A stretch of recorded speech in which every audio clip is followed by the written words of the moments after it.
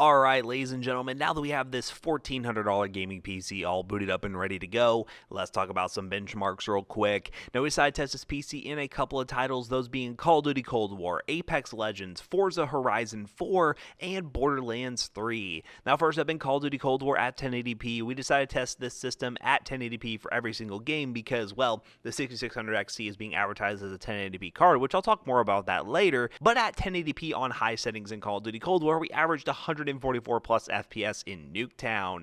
I really think AMD is selling the 6600 XT a little bit short because, yeah, it is a good high refresh rate 1080p card, but I really think on medium-high settings, this card would work perfectly fine for 1440p, and a lot of people dislike this card because AMD is charging as much as it is for a 1080p card, but I really think it is a capable 1440p card, making it a really good option if you can actually find one in stock, because that's just what everyone is dealing with right now. GPUs out of stock. What is actually the best buy? Should I overpay for a graphics card? I really think if you can find one at MSRP, it's really worth picking up. Now, that isn't to say I wouldn't love AMD to drop the price a little bit, but given the market right now, I really can't be too mad at the 6600 XT, and I really do think it's not a bad buy if you're looking to build a pretty decent 1080p high refresh rate or 1440p gaming PC. Now, next up in Apex Legends on max settings with the FPS limit removed, because you know what, I actually remembered to do that. In an arenas mode, we got 160 plus FPS. This $1,400 PC is very capable of playing the latest and greatest games, no problems whatsoever, especially esports titles. Apex Legends, Fortnite, Rainbow Six Siege,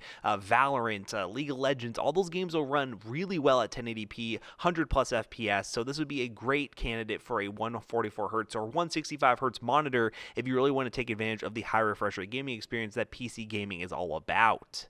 Now, another game we decided to add to the benchmark rotation is Forza Horizon 4. Using the built-in benchmark on max settings, we ended up averaging 163 FPS. If you guys have any other games you'd like to see us test, let us know down below.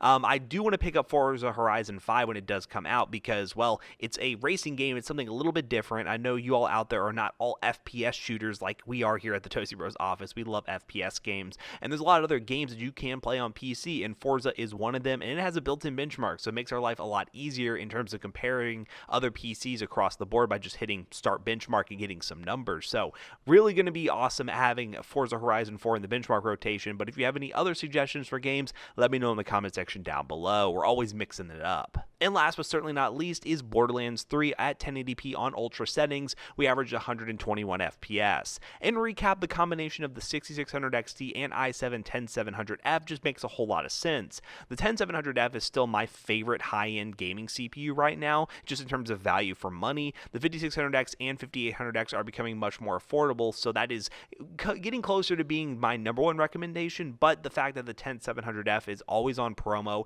is definitely cheaper than the 5600X at times, and you get 8 cores and 16 threads and still very good IPC. It's really a no-brainer right now to consider Intel if you're looking to build a PC that has the best value for money right now. So if you want to pick up any of the parts from today's video, links in the description down below. Definitely use those links because they are affiliate links and they do help us out, but I think this build turned out really good for the money, and I highly suggest you consider it for your next gaming PC build. So now we finished the benchmarking section of today's video. I would bring Jackson back in here to wrap this video up real quick.